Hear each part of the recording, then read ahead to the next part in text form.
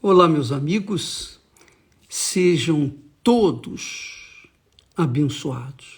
Abençoados quer dizer a pessoa cuja vida seja florida, cuja vida seja uma fonte de vida. Uma vida que venha glorificar a Deus. Você tem uma vida que venha glorificar a Deus. Como? Deus não está esperando a glória das nossas palavras. Porque as palavras são fáceis de serem ditas, não é verdade? A gente fala, é fácil falar. É fácil dizer, ó Deus, eu te amo. É fácil dizer a Deus, ó, eu te louvo, eu te agradeço. O difícil mesmo, é ser a própria glória de Deus nesse mundo. Que Jesus fala na oração, santificado seja o teu nome. Quer dizer, Deus quer ser santificado, glorificado, exaltado em nossas vidas, em cada um de nós.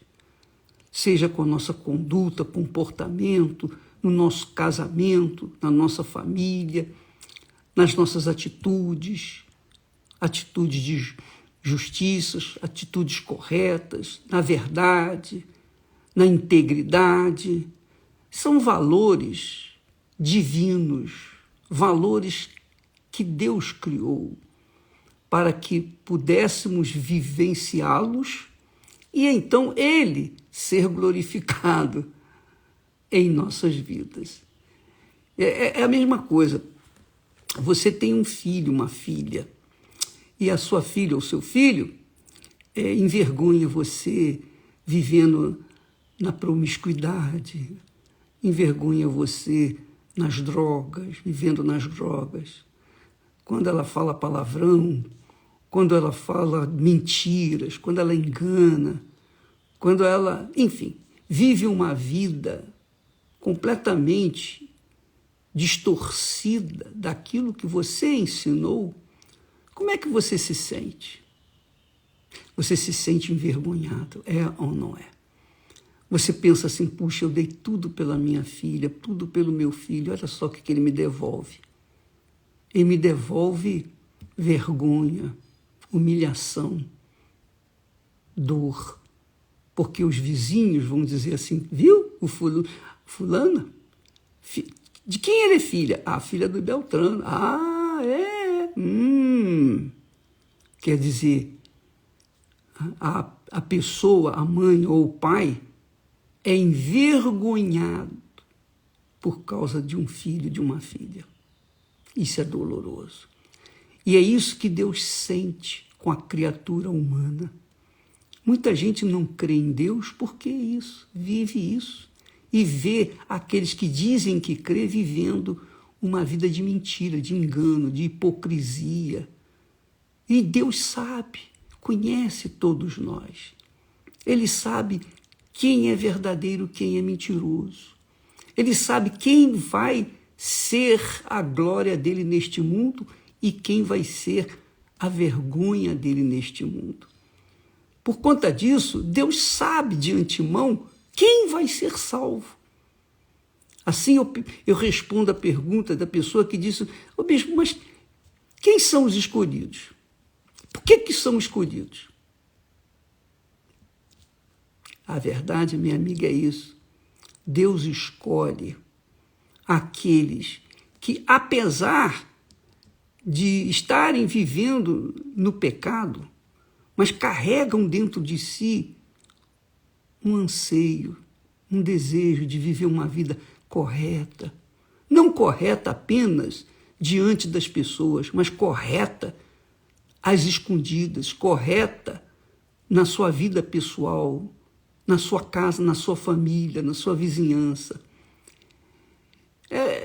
Aí é que está a diferença dos que serão salvos dos que não serão. Dos que foram chamados, mas não foram escolhidos. Porque se desviaram, muitos foram chamados e se desviaram do caminho, se desviaram da justiça, seguiram o pecado, seguiram a injustiça, seguiram o curso desse mundo. Por isso, o apóstolo Paulo, conduzido pelo Espírito Santo, ele diz assim, olha só, ele diz assim, o mundo não conheceu a Deus pela sua sabedoria, não conheceu a Deus pela sabedoria do mundo. Aprouve a Deus salvar os que creem pela loucura da pregação do Evangelho. Porque a pregação do Evangelho é loucura. Por exemplo, eu falar de não falar palavrão, isso é loucura. Todo mundo fala palavrão, ô bispo. Então, isso é normal. Isso é bobagem. Todo mundo fala palavrão, mas para Deus, não é loucura. É realmente algo abominável. Todo mundo mente, bispo. Mentira. Uma mentirinha aqui, uma mentirinha. Não vai fazer diferença. Deus é verdade. Quem tem o Espírito Santo tem o Espírito da verdade. E quem tem o Espírito da verdade não fala mentira. Não, como é que eu vou ter? Eu tenho o Espírito Santo, que é o Espírito da verdade, e viver com mentira nos lábios. Como?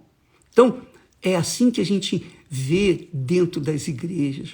Muitos crentes falando de Jesus, pregando Jesus, mas vivendo como o diabo gosta. Muitos crentes, quando querem faltar, querem se divertir, vão na 25 de março, compram um atestado médico e apresentam na maior cara de pau para justificar sua falta. Eu pergunto, isso é o quê? É de Deus? Deus aprova isso? Isso é justo? É correto?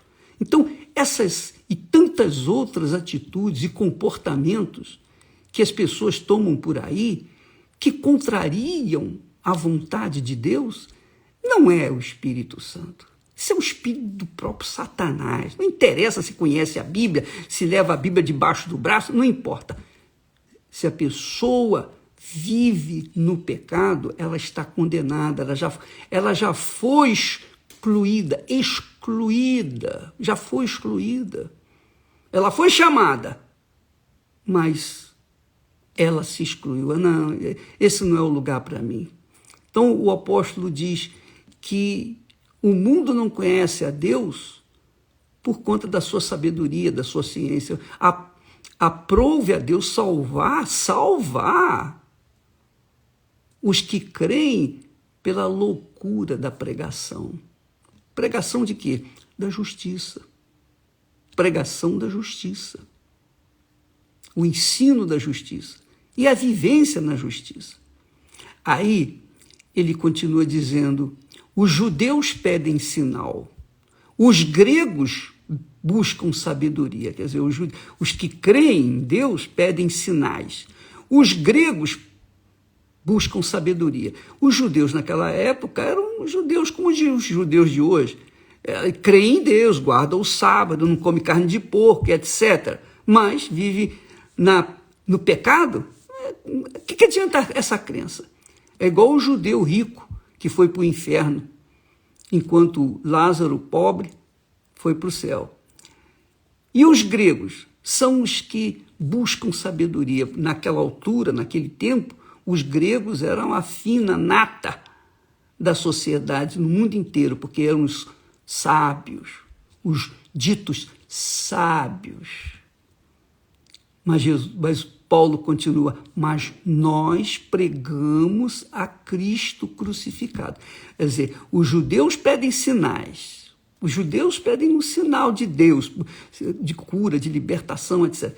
Os gregos buscam sabedoria, mas Paulo diz, nós pregamos a Cristo crucificado, que é escândalo para os judeus até hoje. A crucificação de Jesus é um escândalo para ele. O sinal da cruz é maldição para eles. Então, é escândalo para os judeus a cruz, o Cristo, a fé no Senhor Jesus. É escândalo para os judeus. E é loucura para os gregos. Os gregos, eles estão afinados com a sabedoria do mundo. Então, quer dizer, são aquelas pessoas que se formam, têm uma formação intelectual, acadêmica, é doutor nisso, é doutor naquilo. Mas, agora mesmo, muitos desses doutores estão enterrados por conta de um vírus chamado coronavírus. Não é verdade? Então, ele diz, mas para os que são chamados, tanto gregos, tanto judeus como gregos, lhes pregamos a Cristo, poder de Deus e sabedoria de Deus. Porque a sabedoria, ou a loucura de Deus, porque a loucura de Deus é mais sábia do que os homens. Deus não é louco, não tem loucura, mas ele fala de uma forma bem vulgar para as pessoas entenderem.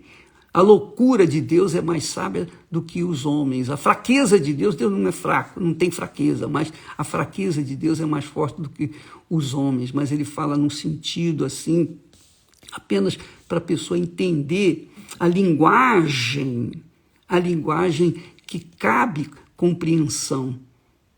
E ele fala mais, porque vedes, irmãos, a vossa vocação. Analisai a vossa vocação, que não são muitos os sábios, segundo a carne, os doutores, os grandes deste mundo. Não são muitos os sábios, segundo a carne, nem muitos os poderosos, nem muitos os nobres, os de fina classe, que são chamados. Mas Deus escolheu as coisas loucas deste mundo para confundir as sábias. E ele me escolheu. Ele escolheu esse louco desse mundo. Ele me escolheu. E ele escolheu você que crê na sua palavra. Que louvado seja o nome de Jesus. Você creu, você ganhou na loteria divina, digamos assim, porque você foi sorteada, você foi escolhida pelo próprio Deus. Deus escolheu você, não foi o homem, não foi você. Não foi você que se elegeu, mas foi Deus, na pessoa do Espírito Santo, que escolheu você, escolheu a mim, escolheu a nós. Não é glorioso isso? Isso é magnífico, isso é grandioso. Mas eu estou falando assim, eu sei que os incrédulos, os ímpios, os que não creem, vão criticar, vão jogar pedra, vão falar. Sabe aquele ditado? A caravana passa e os cães ladram. É assim que eu vou seguindo. Deixa latir, deixa falar, deixa, enfim. E vamos seguindo em frente, semeando a palavra da verdade. Quem crê é salvo. Quem não crê, paciência, vai se perder, já está perdido. Não vai fazer nada. O que a gente pode fazer? Nada. Mas ele diz assim, não são muitos os sábios segundo a carne,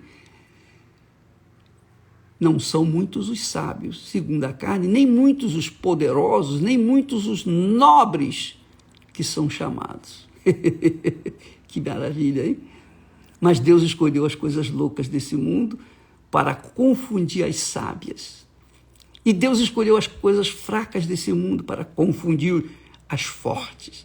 E Deus escolheu as coisas vis deste mundo, as desprezadas, as desprezíveis e as que não são nada, para aniquilar, para esmagar aquelas que se acham, que dizem que são, para que nenhuma carne se glorie perante ele.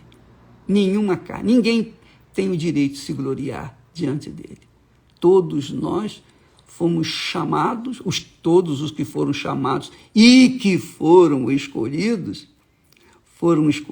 para a glória de Deus, não é para a glória de si próprio, não é para receber o louvor das pessoas. Não, minha amiga, meu amigo. Foi para que ele, Jesus, fosse glorificado na vida deles. E é isso que me importa. É isso que vale a pena. Nós fomos escolhidos e temos essa consciência de termos sido escolhidos para que Ele, nosso Senhor e Salvador Jesus Cristo, seja santificado, glorificado, exaltado, magnificado, reconhecido, honrado através da nossa vida cotidiana, do nosso exemplo, da nossa conduta que vem ao encontro da vontade de Deus. Entendeu, minha amiga? Entendeu? Então, isso, você vendo a novela o Gênesis, você vai ver isso. Inclusive, no capítulo de ontem nós vimos isso. Terá querendo que o seu filho Abraão case com outra mulher, tenha outros filhos e tal, tenha filhos com outras mulheres. Mas Abraão disse, não, eu amo Sara. Eu amo Sara, ela é a minha esposa, ela que eu escolhi. A minha vida é dela, a vida dela é minha. Eu não vou abrir mão dessa lealdade, dessa fidelidade para com ela, para satisfazer o meu ego e ter filhos e gerar descendentes e herdeiros. Não, eu estou preocupado em ser leal a ela, porque essa lealdade de Abraão para com Sara era e significava ou tipifica a lealdade nossa com Deus. É isso aí. É isso aí. Eu sei que falar em casamento, o bispo está brincando. Mas na época de Abraão era a mesma coisa. Ele podia ter outras mulheres, porque a mulher dele não tinha filhos, então ele tinha o direito de gerar filhos com outras mulheres. E foi o caso de Jacó, por exemplo, gerou filhos até com as servas dele, para crescer o número de homens e poder ser fortalecido e poder defender a família, etc, etc, etc. Hoje não há necessidade disso. Mas a lealdade, a fidelidade, isso, minha amiga, meu amigo, não se compra com dinheiro, não se paga com dinheiro ou com as coisas desse mundo. Você vive, ou você tem ou você não tem. Caráter é uma coisa que a gente já vem de berço, né? Caráter vem de berço. Caráter vem de berço. Mas quando o Espírito Santo desce sobre uma pessoa que é descarada, ele faz dela uma nova criatura, uma criatura com a mente divina, a tal ponto dessa criatura servir este mundo, viver neste mundo para a glória de Deus. Entendeu agora por que o Espírito Santo é necessário? Por que sem o Espírito Santo é impossível agradar a Deus? É impossível. Porque sem o Espírito Santo é impossível a pessoa ser de Deus.